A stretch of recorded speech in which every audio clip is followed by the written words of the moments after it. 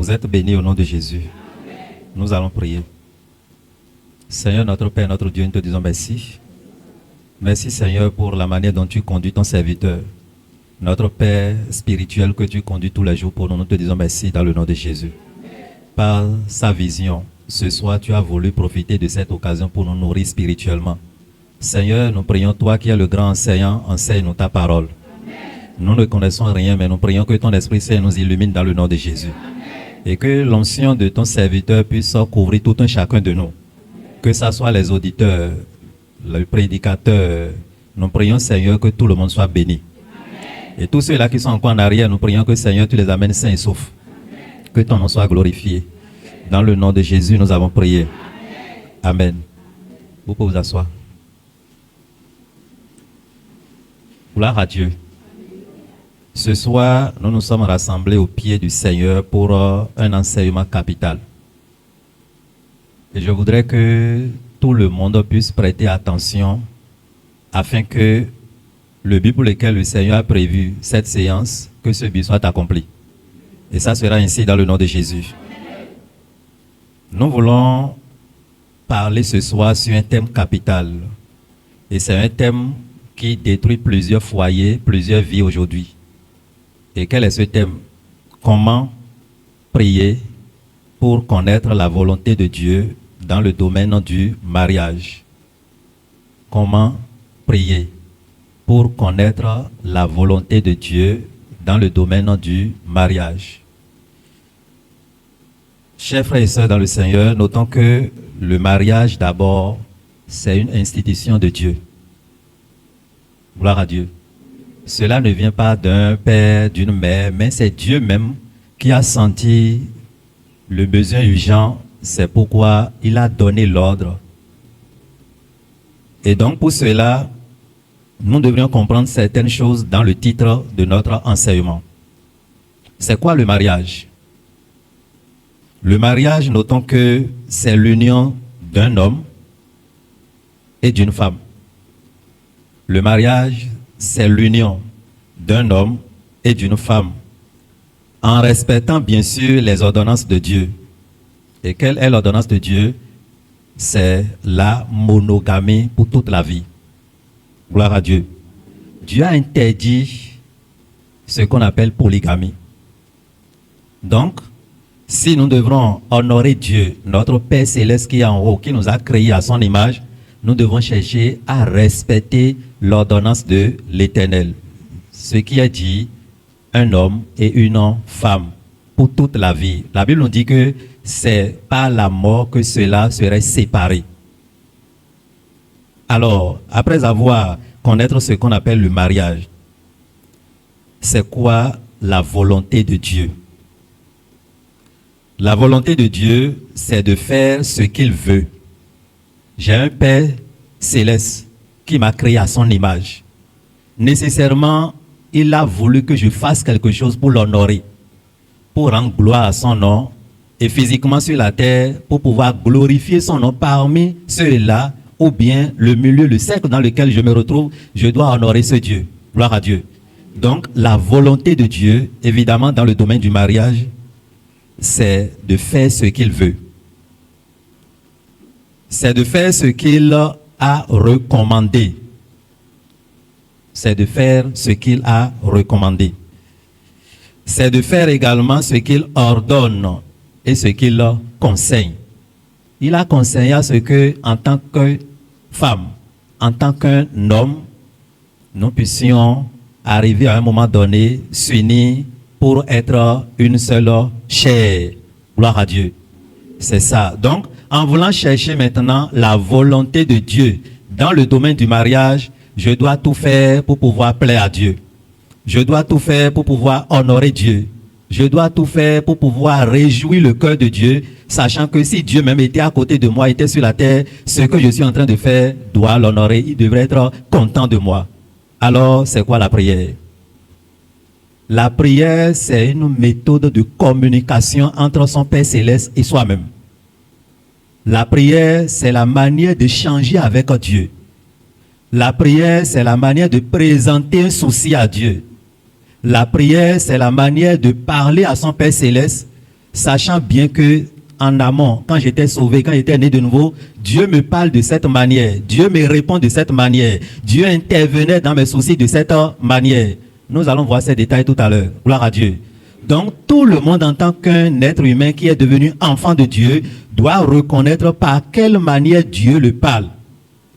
Et cela va faire que quand il serait au carrefour du mariage, en voulant chercher la volonté de Dieu dans le domaine du mariage, ça ne serait plus un souci pour lui d'écouter Dieu, de faire ce qui réjouit le cœur de Dieu et de faire la volonté de Dieu.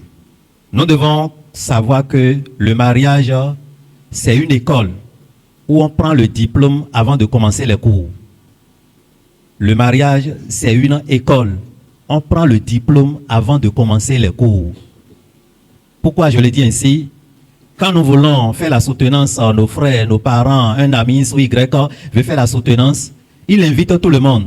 Il invite ses parents, il invite les amis, il invite les collègues. Et c'est le jour-là, tout le monde est content parce qu'il est en train de faire la soutenance. On applaudit, tout le monde est dans la joie. On partage sandwich, on partage boisson, on partage ceci. Gloire à Dieu. Aussi, le mariage, c'est le jour où on célèbre le mariage là que tout le monde est content. Mais les réalités commencent dans le foyer. Les cours commencent dans le foyer. Les soucis commencent dans le foyer. Et ça ne connaît pas âge. Ça ne connaît pas le titre que je suis ou bien ce que j'ai comme agent, comme titre. Ça ne connaît pas cela. Je peux être n'importe qui. C'est la grâce de Dieu. Gloire à Dieu. Donc, le mariage, c'est une école où on prend le diplôme et après, le samedi soir, après le mariage, les cours commencent dans le foyer. Les défis commencent, les soucis commencent. Nous allons voir 3 clés ce soir qui nous permettront de dire qu'on est prêt pour le mariage ou on n'est pas prêt pour le mariage. La première clé, es-tu prêt pour le mariage? C'est une question. Es-tu réellement prêt pour le mariage? Et ce premier point est comme un miroir. Si tu es là en tant que candidat au mariage, tu n'as pas encore fait le mariage, ou bien par anticipation, tu l'as déjà fait, tu vas te mirer dans ce miroir pour voir, est-ce que tu as escaladé le mur pour te précipiter, pour faire, ou bien tu as suivi l'ordre ou bien le temps de Dieu pour le faire. Alors, au niveau de ce premier point, nous allons voir quelque chose dans Deutéronome chapitre 7, le verset 1er au verset 4. Deutéronome chapitre 7. Du verset 1er au verset 4.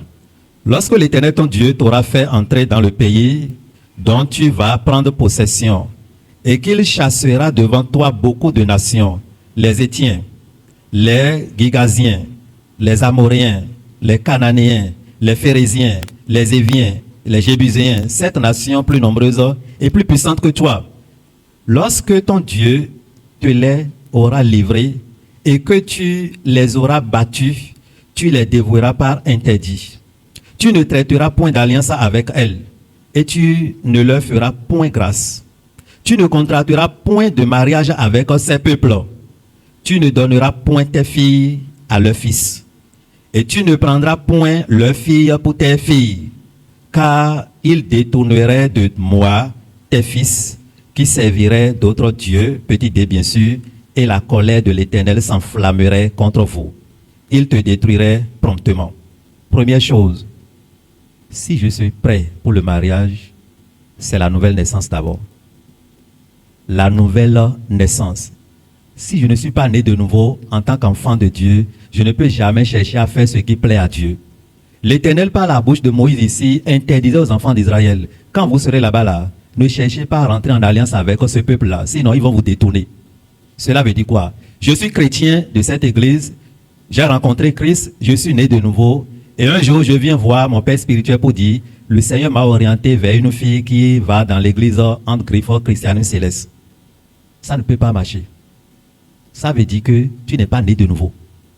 Dieu a interdit, Dieu a refusé ça. Tu viens un jour pour voir ton père spirituel pour dire, ah, le Seigneur m'a orienté vers une fille ou son papa idolâtre ou bien ceci, ceci. Attention, tu n'es pas né de nouveau. Et pourquoi c'est comme ça, tu n'es pas né de nouveau et le père spirituel doit refuser? Il va s'opposer à ça. Dans le foyer, quand les réalités vont commencer, vous n'avez pas écouté les mêmes enseignements. Le fondement n'est pas le même. L'éducation, ce n'est pas les mêmes choses. Quand tu vas vouloir aller à l'église le dimanche, la soeur, la fille, je vais dire, ou bien la dame va dire, moi je n'y vais pas. Quand si c'est toi, femme, qui est allé voir ton homme de l'autre côté, tu vas à l'église, l'homme va dire, attention, il faut finir avec ça là. Quand tu prends mon argent, il faut finir avec ça là. Il ne va pas t'accompagner. C'est ça, Dieu disait à Moïse. Ils vont vous détourner. Si tu es né de nouveau, tu dois chercher à faire ce qui honore ton Père Céleste dans le domaine du mariage. Tu dois chercher à honorer tes parents dans le domaine du mariage. Tu dois chercher à honorer celui-là par qui le Seigneur t'enseigne régulièrement dans le domaine du mariage. Gloire à Dieu. C'est la première des choses. Si je suis prêt, c'est ma nouvelle naissance qui doit prouver que réellement je vais aller sur le terrain du mariage. Deuxième chose, l'âge. L'âge. Ce n'est pas question d'enfant. Vous devez avoir la maturité. Mariage, on dit, tu quitteras ton père. Ouvrons nos Bibles dans Genèse chapitre 2. Genèse chapitre 2, le verset 21 au verset 24. Genèse chapitre 2, verset 21 au verset 24. Alors l'Éternel Dieu fit tomber un profond sommeil sur l'homme qui s'endormit. Il prit une de ses côtes et renferma la chair à sa place. Le verset 22. L'Éternel Dieu forma une femme de la côte qu'il avait prise de l'homme et il l'amena vers l'homme. Verset 23. Et l'homme dit, voici cette fois celle qui est os de mes os et chair de ma chair. On l'appellera femme parce qu'elle a été prise de l'homme. Verset 24. C'est pourquoi l'homme quittera son père et sa mère et s'attachera à sa femme. Et ils deviendront une seule chair. Pourquoi la maturité est indispensable ici? Quand tu serais dans le foyer avec ton conjoint ou ta conjointe, tu ne peux plus courir pour aller voir papa pour dire, papa, frère, le frère m'a encore giflé aujourd'hui. Hein. Maman, votre fille là, je croyais que dans l'église, elle était née de nouveau. Je croyais que le frère là, comment il portait correctement son habillage, je croyais qu'il était né de nouveau. Il m'a encore giflé ce matin. Aujourd'hui, on n'a même pas mangé dans le foyer. Il y a tes soucis, il y a tes soucis. C'est un enfant qui raisonne comme ça. Quand tu dis que tu es prêt pour le mariage là, tu dois avoir la maturité. Et au moins, la femme qui est en train de courir, qui est candidate pour le mariage, au moins doit avoir 22 ans. L'homme qui dit, bon, maintenant, il est homme, il est en train de courir pour le mariage, au moins, on doit avoir ou enregistrer 24 ans.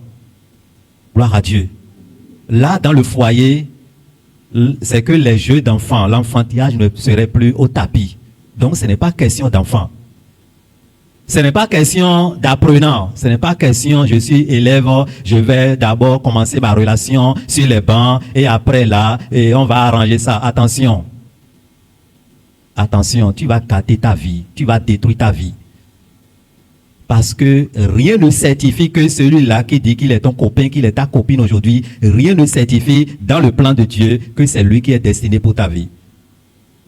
Et l'honneur d'une femme, c'est son bas-ventre. L'honneur d'un homme, c'est aussi son bas-ventre. Et quand en tant que chrétien, tu dis que tu es chrétien, tu es apprenante ou apprenant, et tu cours dans les copinages, dans les liens de relation, papa ne sait pas, maman ne sait pas, tu es en train de détruire maintenant ton image. Le pire encore, quand on va te voir les dimanches, voiler la tête ou bien aller à l'église, on va dire, église est un amour, et c'est le slogan. Donc, en tant que jeune fille, en tant que célibataire, en tant que garçon ou fille, vous devez chercher à honorer Dieu en toutes choses. Et l'âge est indispensable. Et le Seigneur nous aidera dans le nom de Jésus. Troisième chose, après l'âge, troisième chose, qu'est-ce que tu fais? L'emploi, le job, le travail, ce qui te ramène au moins le CFA chaque fin du mois. Tu n'as rien, tu n'as pas d'emploi, tu ne fais rien et tu dis à ton père spirituel que le Seigneur t'oriente vers la sœur Asiba. La sœur Asiba veut manger quoi sous ton toit? Gloire à Dieu. La sœur Jacqueline veut manger quoi dans ta maison? Il ne veut pas venir croiser les bras. Il doit manger quelque chose. Donc c'est vice-versa. Le garçon ou l'homme qui dit qu'il est candidat pour le mariage doit nécessairement avoir quelque chose comme emploi. La femme aussi qui dit, le Seigneur m'a orienté vers tel jeune homme, vers tel frère. Ce n'est pas un souci. Mais qu'est-ce que tu fais?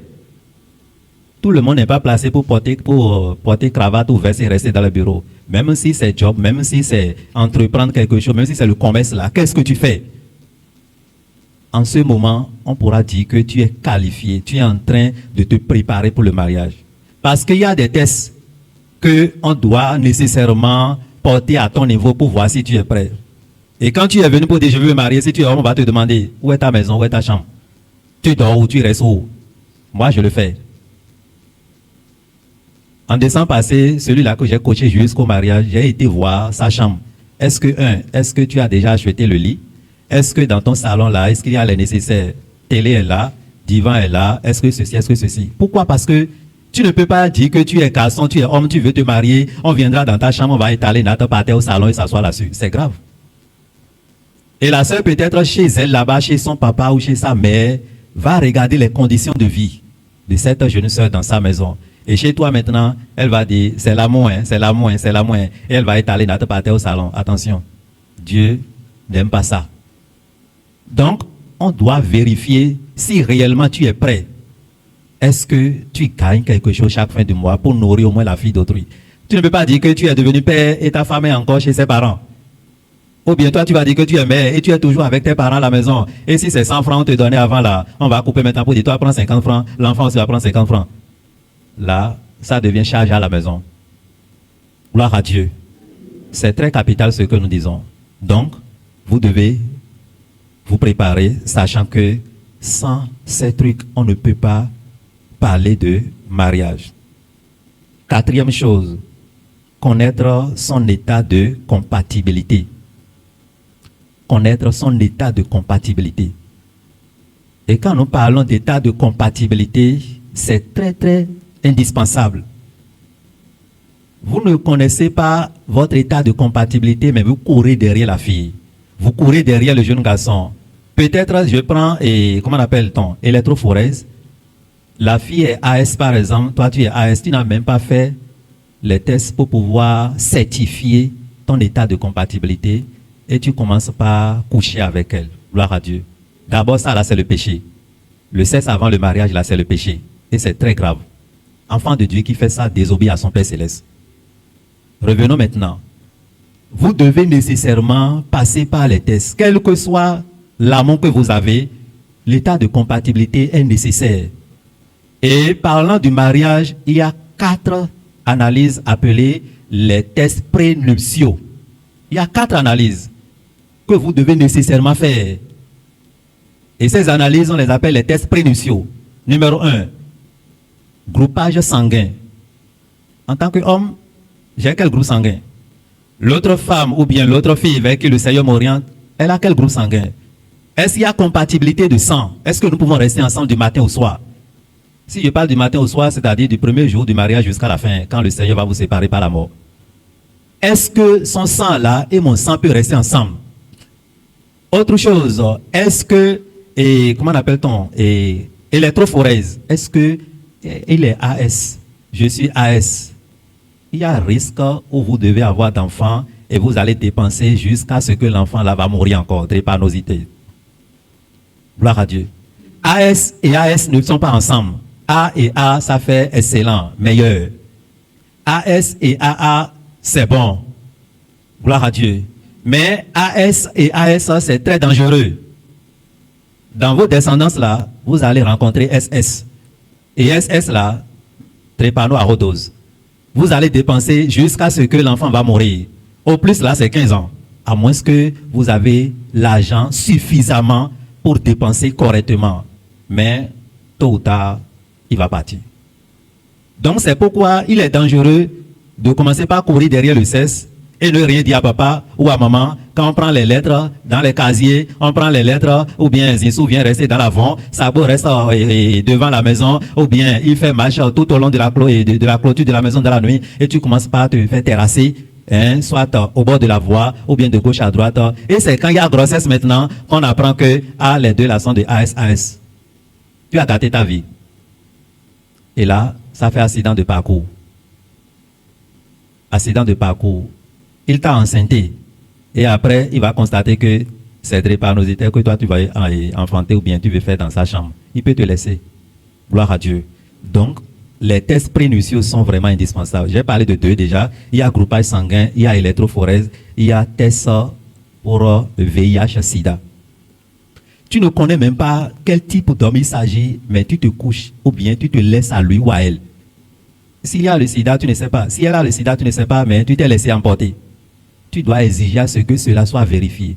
Tu sais quelles conditions de vie, ou bien tu sais comment tes parents sont à la maison. Papa n'a rien, maman n'a rien, papa est pauvre, maman est pauvre, il se débrouille pour te nourrir, pour payer la scolarité, mais toi tu vas attraper maintenant sida et tu ramènes dans le foyer.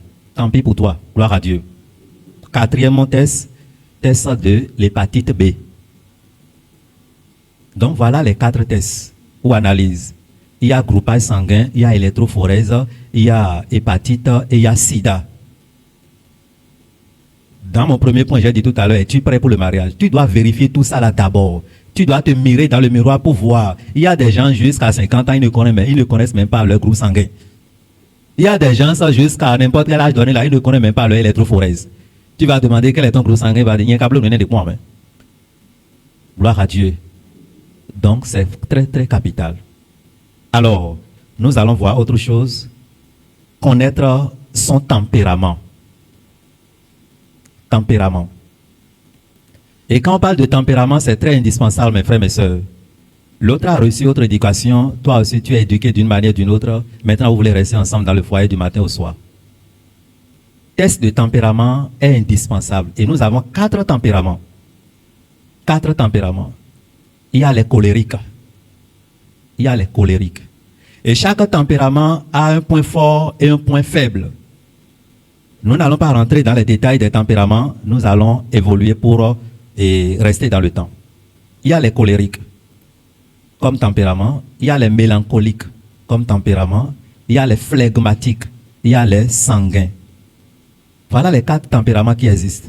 Et quand tu fais test de tempérament à toi-même, tu connais déjà quel type d'homme tu es. Et si le Seigneur t'oriente vers une sœur qui a tel tempérament, tu vas t'adapter facilement à elle. Tu vas t'adapter facilement à lui. Et là, on évite les soucis. Tu vas courir pour aller voir papa à la maison avec et pain. Tu as noué le pain pour dire oh les hommes, oh les hommes, les demi-tombes. Gloire à Dieu. Oh les tes quoi même. Et que Dieu me donne tiro homme amen. Et quand on parle de tempérament, peut-être vous êtes en fiançailles par exemple, et le garçon ou bien le frère est venu à l'église. Lui, son tempérament, c'est d'être avec tout le monde. Il est jovial, il parle d'ici, il dit ceci, il dit ceci. On le voit partout. Il est dynamique, on le voit partout, il parle avec tout le monde. Mais toi, ton tempérament ne supporte pas ça là. Et voilà que vous êtes en fiançailles. Tu le vois avec, ou bien en train de parler avec les sœurs. Tu vas commencer à bouillir dans ton ventre. C'est l'amour. Mais tu dois chercher à équilibrer les choses. Gloire à Dieu. Même dans le foyer, des fois, entre griffins, il arrive jusqu'au point où papa viendra à la maison, maman va prendre son portable pour dire et vérifier les messages. C'est l'amour. Mais si le test de tempérament n'est pas évalué jusqu'à un niveau donné, quand papa prend le portable, maman va s'enflammer de l'autre côté. Vous devez chercher à équilibrer les choses. C'est ça qu'on appelle test de tempérament. Et c'est pourquoi j'ai dit tout à l'heure que le mariage, c'est une école où on prend le diplôme et après les cours commencent dans le foyer. Les défis commencent, les difficultés commencent, les soucis commencent. Tu n'as jamais passé une nuit chez toi sans manger, mais dans le foyer, il peut arriver. Tu n'es jamais allé à quelque part à pied. Souvent, c'est dans le véhicule avec papa ou bien avec maman. Mais maintenant, avec ton mari, là, tu peux prendre pied, hein, tu peux lancer citron fatigué. Hein, gloire à Dieu. Il faut savoir que c'est les réalités de la vie. Dans le mariage, on ne regarde pas le côté physique, s'il vous plaît. C'est pourquoi j'ai titré l'enseignement « Comment prier pour connaître la volonté de Dieu dans le domaine du mariage ». Nous pouvons connaître la volonté de Dieu dans plusieurs domaines, mais précisément dans le domaine du mariage. Ce n'est pas parce que le frère vient toujours à l'église avec moto et il est toujours pimpant, il est propre, il est jovial, que tu vas commencer par convoiter pour dire hey, « si je peux épouser le frère là, ça serait bon. Hein. Il prie correctement. Hein. » Attention. Si tu regardes le physique et tu fais semblant que c'est le Seigneur qui t'a orienté, dans le foyer maintenant, s'il ne prie plus, tu vas appeler au secours. 118 ne marche pas en ce moment. Non. Tu vas supporter parce que tu as ramassé, tu dois supporter, tu dois prendre soin de cela. Gloire à Dieu. C'est pourquoi la patience. Ce n'est pas parce que tu es femme, tu es en train de prier pour connaître la volonté de Dieu dans le domaine du mariage et tu vas regarder le côté physique ou bien l'homme va regarder le côté physique. Attention, ça ne marche pas. C'est Dieu qui va t'orienter pour dire, ah, ça là, c'est pour toi. Tu vas voir, ou bien tu vas voir l'homme de Dieu. L'homme de Dieu te donne l'aval d'aller voir peut-être les responsables du comité du mariage. Il peut arriver où, avant toi, quelqu'un était candidat pour la sœur. Ça ne veut pas dire que le pasteur est contre toi. Tu attends. Tu attends. Gloire à Dieu. Et le Seigneur nous aidera dans le nom de Jésus-Christ. Quand je prie, je connais la volonté de Dieu, c'est-à-dire le Seigneur m'a orienté vers telle sœur. Le Seigneur m'a orienté vers tel frère. Qui est la première personne à qui je dois porter l'information? Je suis membre d'une église, je suis enfant de Dieu né de nouveau. C'est mon père spirituel qui est la première personne qui doit recevoir cette information. Gloire à Dieu. Je suis ici en tant que jeune ou bien adolescent, bien célibataire, je suis prêt pour le mariage. J'ai commencé par prier, le Seigneur m'a orienté vers telle sœur. Je n'ai pas besoin d'aller voir la sœur pour dire, ah, tu sais, j'ai voulu que nous restions ensemble, j'ai voulu que nous puissions faire ceci. Attention, ça c'est la fornication qui va commencer. On ne peut pas mettre le feu et l'essence ensemble. Tu iras directement voir l'homme de Dieu pour dire, Père spirituel, je rends grâce parce que vous ne manquez jamais de prier pour moi, pour cette affaire de mariage. Maintenant, il semblerait que Dieu est en train de m'orienter vers une sœur. Jusque-là, ce n'est pas ta femme. Le Seigneur t'a orienté. Parce qu'il y a aussi l'expression. Si tu ne connais pas les expressions, tu vas embrouiller les choses, tu vas embrouiller la carte. Père spirituel, le Seigneur m'a orienté vers telle sœur, m'a orienté vers tel frère. Je suis venu vous voir pour qu'on puisse voir comment gérer cette affaire. Ton père spirituel va dire, d'accord, j'ai écouté, je vais prier pour toi. Il peut te dire, d'accord, j'ai écouté, il faut partir. Je vais t'appeler après. Gloire à Dieu. Et là, il prie, il est informé aussi de la même manière. Il va t'appeler après pour dire, apporte-moi ton dossier de mariage. Ton dossier de mariage, c'est quoi? L'acte de naissance. On doit connaître ton âge. On ne peut pas prendre quelqu'un qui a déjà 50 ans là et coller à une fille qui a 22 ans. Non, tu ne veux pas rajeunir le sang à l'homme. Gloire à Dieu. Acte de naissance, 2 photos et les tests prénuptiaux. Voilà le dossier du mariage. Acte de naissance, les tests prénuptiaux et les photos d'identité. Et en ce moment, l'homme de Dieu continue sa prière ou les membres du comité continuent leur prière. Ils vont inviter maintenant, ou bien l'homme de Dieu va inviter la sœur pour dire, ah, comment ça va? Est-ce que tu es en train de prier pour le mariage? Comment ça va? Est-ce que ceci? L'homme de Dieu n'est pas Dieu pour dire, le frère Jean est venu pour dire qu'il veut t'épouser. Non. Il va préparer la sœur psychologiquement jusqu'à ce que la sœur pourrait affirmer qu'elle est prête pour le mariage. Ah, d'accord, tu es prête? Va m'apporter ton dossier. Avant que l'homme de Dieu ou les responsables du comité du mariage ne confient maintenant pour pouvoir chercher à faire rencontre des deux, il revient au comité ou bien à l'homme de Dieu de faire étude de compatibilité du sang d'abord. Si jamais on voit dans le dossier du frère, c'est AS, on voit dans le dossier de la sœur, c'est AS, et quoi? La science a refusé. Et quand ça lambine, la jeunesse d'aujourd'hui, quand ça lambine là, c'est la précipitation. Ils sont vraiment chauds. Hein? Depuis là, le pasteur ne me dit rien. Il est contre moi. Il ne me voyait pas correctement avant. Il est contre moi. C'est sûr qu'il est en train de me chercher sur le carrefour là pour me marquer le truc là. Il est contre moi. Attention, tu ne sais pas ce qui se passe derrière le rideau. Gloire à Dieu.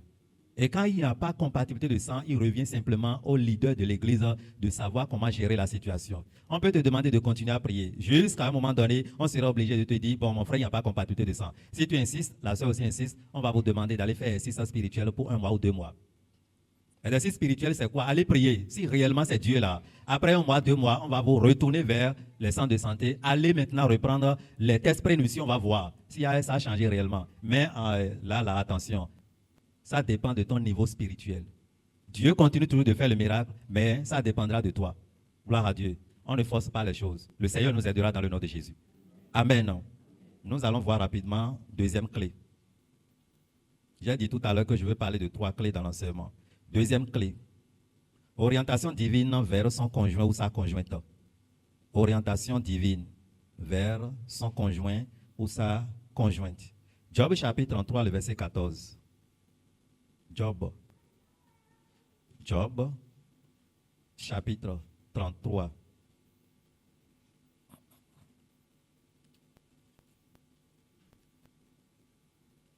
Job chapitre 33, le verset 14. Dieu parle cependant tantôt d'une manière, tantôt d'une autre, et l'on n'y prend point garde. Dieu parle cependant tantôt d'une manière, tantôt d'une autre, et l'on n'y prend point garde. Il parle par des songes, par des visions nocturnes, quand les hommes sont livrés à un profond sommeil, quand ils sont endormis sur leur couche. Plusieurs se posent la question de savoir, mais comment Dieu peut communiquer à un homme X ou à un homme Y, son conjoint ou sa conjointe. Dieu continue toujours de parler. Il avait parlé et il a parlé, il va toujours parler. Ça dépend de la manière dont tu prends ton Dieu. Ta relation avec Dieu. C'est pourquoi j'ai dit comment prier pour connaître la volonté de Dieu dans le domaine du mariage. Si peut-être dans le passé, avec mot de tête, tu pries déjà Dieu tes os, tu connais déjà comment Dieu te parle. Je veux m'inscrire dans telle filière en tant qu'apprenant, en tant qu'étudiant. J'ai demandé à Dieu, Dieu m'a certifié que si je prends telle branche, ça va aller. Je sais comment Dieu me parle déjà. Ah, il y a tel souci dans la famille, il y a tel événement, je veux partir ou bien je veux voyager. J'ai demandé à Dieu, Seigneur, est-ce que tu veux que j'aille? Est-ce que Dieu t'a répondu? Tu sais déjà comment Dieu te parle. Dans le domaine du mariage aussi, tu vas simplement parler à Dieu, demander à ton Père Céleste une femme ou un mari. Il est toujours prêt. S'il t'avait répondu dans le passé par rapport aux petits soucis là, il va te répondre certainement maintenant. Ce n'est pas maintenant, il va te faire dos. Gloire à Dieu. Et pourquoi c'est obligatoire de demander sa femme ou son mari à Dieu? C'est Dieu qui a créé l'homme à son image. Je donne un exemple très simple. Je prends une mangue. Et il y a de mangue là-dessus. La mangue est vraiment jolie, attrayante. Et toi, en tant qu'individu, tu es en train de prendre par là régulièrement, tu as vu, tu as jeté un coup d'œil, tu as vu une mangue qui est vraiment attrayante. Physiquement, la mangue t'a attiré. Et la mangue appartient à quelqu'un et c'est dans la maison de quelqu'un. Gloire à Dieu. Le propriétaire était dans sa maison, il a clôturé peut-être sa maison avec les clés et de l'intérieur, il voit ce qui se passe au dehors. Tu as regardé gauche à droite en tant que maraudeur, voleur, tu as lancé caillou, tu as fait tomber la mangue. Tu regardes encore gauche à droite, tu prends la mangue, tu fuis. Et tu vas à la maison, premier coup de dent que tu donnes à la mangue là, c'est les verres. Gloire à Dieu. Et dis-moi, quand on vous nous. Est-ce qu'en ce moment-là, l'ambiance, l'enthousiasme que tu avais quand tu lançais de cailloux à cette mangue-là, est-ce que tu vas vivre encore même ambiance? Non. Les réalités changent. Et quand tu es en train de grincer les dents parce que c'est le verre que tu as trouvé, tu veux prendre de l'eau pour rincer la bouche, le propriétaire qui t'avait vu disait à son enfant, viens ramasser les mangues qui sont là et donne à ton ami. Et tu es en train de rincer la bouche et des sacs de mangue viennent. Et tu vas dire, le propriétaire me voyait avant quoi? Tu seras obligé d'aller dire pardon, papa pardon, maman me pardonne, il m'a tourné. Gloire à Dieu. Le propriétaire de la mangue là, c'est Dieu. Sinon, revenons maintenant au niveau de la femme ou de l'homme. Le propriétaire, c'est Dieu. Dieu a déjà créé l'homme à mon image. Il ne faut pas regarder la manière dont la fille s'habille physiquement pour dire, je vais l'épouser. Quand tu vas l'épouser dans le foyer et tu vas donner le premier coup de dent là, le verre va sortir. Sapeur-pompier ne peut pas descendre. Gloire à Dieu. Quand je parle de verre au niveau de la femme là, la personne peut-être n'est pas née de nouveau. Peut-être son éducation, attention, peut-être dans sa maison, si c'est une fille, elle ne prépare même pas pour ses parents à la maison. Elle ne sait même pas faire le feu. Elle ne sait même pas faire vaisselle, elle ne sait même pas faire lessive. Elle ne sait même pas comment on ajoute 1 à 1 pour que ça donne 2. Mais toi, tu vois simplement la fille sur la voie. Et tu dis, bon, elle dans d'autonomie. C'est ma chance. Je vais profiter. Tu vas profiter, mais regretter. Gloire à Dieu. Donc, c'est à Dieu seul il faut demander. Et quand je demande à Dieu, je dois écouter Dieu. Dieu parle toujours et il va toujours parler. Et par quelle manière Dieu peut parler maintenant à une fille ou à un homme quand il est au carrefour du mariage? Numéro 1, Dieu peut te parler par la voix audible. Par la voix audible. Tu es en train de prier pour la volonté de Dieu dans le domaine du mariage et concentration totale devant Dieu et Dieu te dit, c'est telle personne. Il ne faut pas t'agiter. Tu dis à Dieu, d'accord, j'ai écouté ta voix. Et beaucoup n'arrivent pas à connaître cette voix. Les gens disent aujourd'hui, nous on donne mido. nous on donne, c'est quoi nous là? C'est la voix audible de Dieu. La chose m'a dit que c'est quoi la chose là? C'est la voix audible de Dieu. Gloire à Dieu. Et quand Dieu t'oriente, c'est ton projet de mariage. Quand on dit projet là, si jamais tu partages ton projet avec Zinsou là, Zinsou va profiter de ton projet. Parce que lui là, il guettait déjà ce projet, il a l'argent, mais il n'a pas la vision. Plantation aussi n'existe pas dans sa main, mais quand toi tu lui parles de ton projet, il va saisir l'opportunité rare. Donc, par la voix audible. Gloire à Dieu. Le Seigneur parle toujours aussi par les rêves. Attention, cela ne va pas dire que si je ne rêve pas là, ce n'est pas le plan de Dieu, Dieu ne me parle pas. Il faut connaître comment Dieu te parle. C'est très sincère. Quand tu connais comment Dieu te parle, il va te parler. Et il continue toujours de parler. Troisième voie par laquelle le Seigneur parle, Dieu peut te parler aussi par sa parole. C'est-à-dire quoi? Tu es venu à l'église, un homme de Dieu est en train de prêcher, et le Seigneur prend par là pour te parler. Ou bien, tu es venu à l'église et tu es en train de prier pour connaître la volonté de Dieu dans le domaine du mariage en tant que sœur. Tu es sincère avec Dieu, tu es fidèle à Dieu. Et Dieu prend par là pour te communiquer ton âme sœur. Gloire à Dieu. Mais si tu n'es pas attentif à la voix de Dieu, tu vas passer à côté. Tu vas passer à côté. Alors, troisième clé pour pouvoir finir l'enseignement. Conduite à tenir après avoir connaître la volonté de Dieu. Conduite à tenir. Petit A, que faire? Il y a des choses que nous pouvons faire, et il y a aussi des choses qu'on ne doit pas faire. Qu'est-ce que je peux faire quand le Seigneur m'a orienté? J'ai déjà dit cela. Premièrement, je dois partager mon témoignage avec mon père spirituel.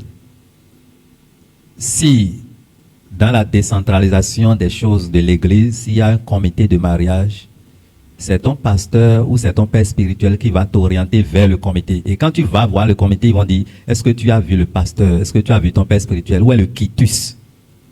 Il ne faut pas sauter les choses. Mais si c'est directement le père spirituel qui gère le dossier de mariage, tu vas le voir pour partager ton témoignage avec lui. Il saura comment gérer. Deuxième chose à faire, recevoir d'abord l'accord favorable de ton père spirituel avant de commencer par faire quoi que ce soit. Dieu ne peut pas te parler, tu vas courir pour aller voir la sœur. Attention, c'est dangereux. Dieu ne peut pas te parler, tu vas courir pour aller dans la maison, commencer par dormir, commencer par manger déjà la pâte chez la sœur. Attention, tu veux gâter ton projet. Même si tu mangeais comme au bord de la voie avant là, Dieu t'a parlé, continue de prendre tes comme là. Et le jour où le Seigneur va certifier maintenant le mariage, tu vas commencer par manger la pâte. Gloire à Dieu. Troisième chose, avoir la patience et le courage pour gérer ce projet, quel que soit le temps et les défis. Quel que soit le temps et les défis. Quand moi j'étais allé au comité de mariage, c'est après 2 ans que j'ai fait mon mariage. C'est après 2 ans. J'ai été au comité de mariage, je suis pasteur, j'ai été au comité de mariage. J'ai fait 2 ans après le mariage. Après avoir célébré, j'allais dire mon mariage. Cela veut dire que si tu n'es pas sincère avec Dieu, pendant les défis, pendant les soucis, tu vas rebrousser chemin et aller prendre ce qui ne t'appartient pas, ce qui ne vient pas de Dieu pour toi. Et en ce moment, on est chrétien, on ne juge personne, on apprécie le comportement de personne, faites toujours recours à Dieu dans la prière. Si c'est le Seigneur qui t'a dit c'est elle, il faut toujours parler avec Dieu. Dieu qui t'a dit que c'est elle là, il suffit que ce même Dieu revienne te dire, ce n'est plus elle, hein. Là tu vas dire Seigneur merci. Gloire à Dieu. Avoir la crainte de Dieu avant, pendant et après le mariage.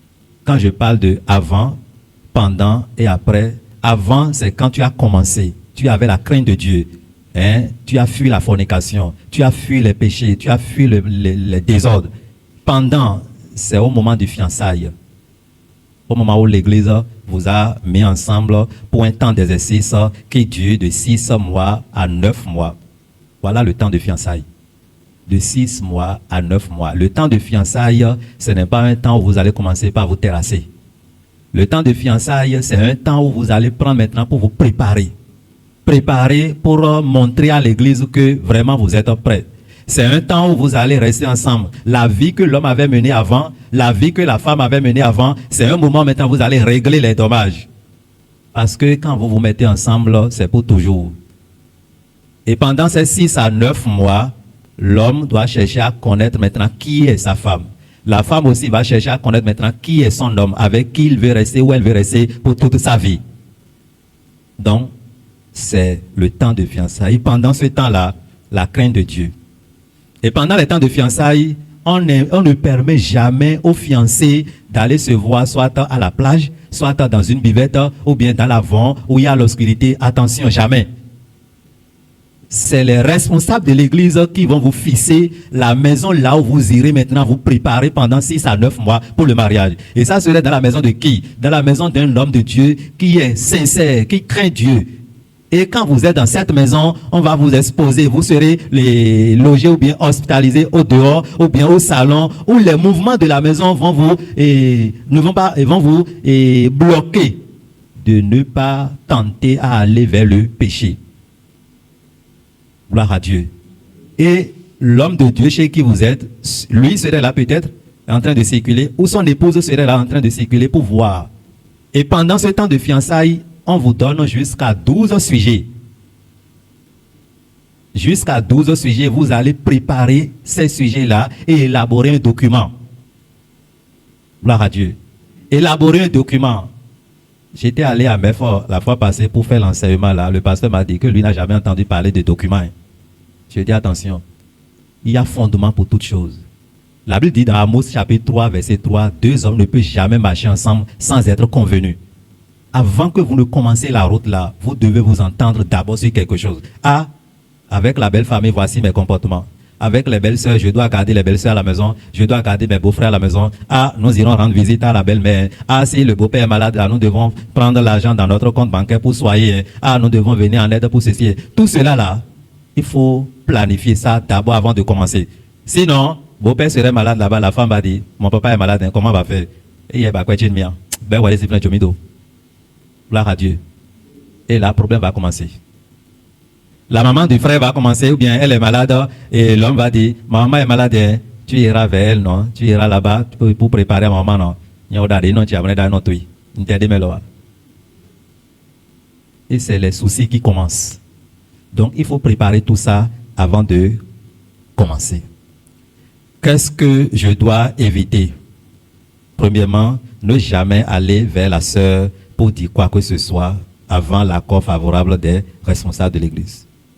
2. Ne jamais partager ce projet avec un frère ou une sœur, soit disant que c'est mon ami de prière. Avec lui, on prie beaucoup. On a maintenant notre équipe de prière. Tu as parlé de ton projet au frère. Le frère peut profiter aussi pour aller voir l'homme de Dieu pour dire Dieu a parlé aussi de la même sœur. Et la compétition commence dans l'église. Tu ne connais pas le cœur du frère. Tu ne connais pas le cœur de la sœur. Moi, j'étais avec un pasteur, on priait ensemble, mais je n'ai jamais partagé mon projet et mon orientation de mariage avec le pasteur. Je lui ai dit, soutiens-moi dans la prière pour mon mariage. Soutiens-moi dans la prière jusqu'à ce que cette annonce il a écouté. Ça ne va pas dire que je suis en train de mentir. Ça, c'est la discrétion. Il faut être discrète. Quand tu n'es pas discret, tu vas casser les choses avant les choses. Gloire à Dieu. Donc, je suis jeune frère, je suis jeune soeur célibataire, j'ai connu, le Seigneur m'a orienté vers telle personne. Tu n'es pas, on ne t'a pas dit d'aller publier ça là dans l'église. Hein? Où tout le monde est déjà informé que le frère Jean là et la soeur Asiba là veut se marier. Et dans ta vent là, tu es déjà à l'église, mais l'information circule déjà dans ta vent au quartier, ou bien même au village, l'information est partout. Mais pendant le temps de fiançailles, vous pouvez ne plus célébrer le mariage. La sœur peut découvrir des choses en cachette dans ta vie pour dire, il y a des mères. Voilà que toi, tu as déjà publié que tu es en train d'évoluer avec la sœur. Honte totale est venue. C'est pourquoi on ne dit rien. Fiançailles ne veut pas dire mariage. Commencez, on va voir, c'est ça fiançailles. Le Seigneur nous a accordé la grâce et après nous allons voir autre thème aussi et qui va beaucoup nous aider à connaître des choses exceptionnelles. Évitez les rencontres éviter les rencontres ou les visites ou les cadeaux avant le mariage. Ça, c'est la dernière chose que je veux dire, terminer. Éviter les rencontres, les cadeaux. On est en fiançailles. Et sœur, Aujourd'hui là, je vais t'apporter un portable. Ah, aujourd'hui là, je vais t'apporter ceci. Ce n'est pas ça on veut. Éviter les cadeaux. Gloire à Dieu.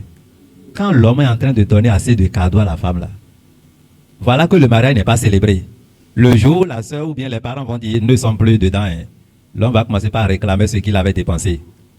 Et on va connaître autre type d'homme. On va dire, avant il n'était même pas sauvé, hein. Il n'était même pas né de nouveau. On croyait qu'il était né de nouveau. Maintenant là il va afficher qu'il était. Pour éviter tout, il faut aussi éviter les cadeaux avant le mariage. Gloire à Dieu. Le Seigneur nous aidera dans le nom de Jésus-Christ. Nous sommes à la fin comme ça de notre enseignement sur comment prier pour connaître la volonté de Dieu dans le domaine du mariage. Mais avant de prier, lisons Proverbe chapitre 31, le verset 30. Proverbe chapitre 31, pour voir la nature d'une femme vertueuse. Proverbe chapitre 31, le verset 30. La grâce est trompeuse et la beauté est vaine. La femme qui craint l'Éternel est celle qui sera louée. La femme qui craint l'Éternel est celle qui sera louée. Si tu veux être loué et honorer tes parents, honorer Dieu, il faut simplement craindre l'Éternel.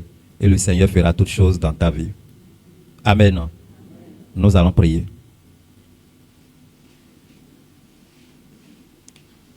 Seigneur, notre Père, notre Dieu, nous te disons infiniment merci pour cette grâce que tu nous as accordée ce soir d'écouter ta parole.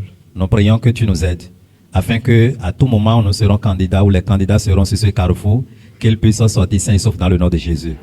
Nous commandons les esprits de malédiction qui sont dans les familles et qui empêchent les gens de célébrer le mariage, ou bien les esprits de famille, les esprits de quartier qui empêchent les gens de faire la volonté de Dieu à partir de ce soir, que ces esprits soient consumés dans le nom de Jésus. Seigneur, nous prions, ouvre les yeux maintenant à ton peuple et qu'à partir de maintenant, qu'ils fassent ta volonté. Et ceux-là qui sont toujours dans les préparatifs pour pouvoir honorer ton nom, nous demandons que tu les prépares. Sur tous les plans, prépare-les afin qu'ils puissent honorer ton nom. Dans le nom de Jésus-Christ, nous avons prié. Amen.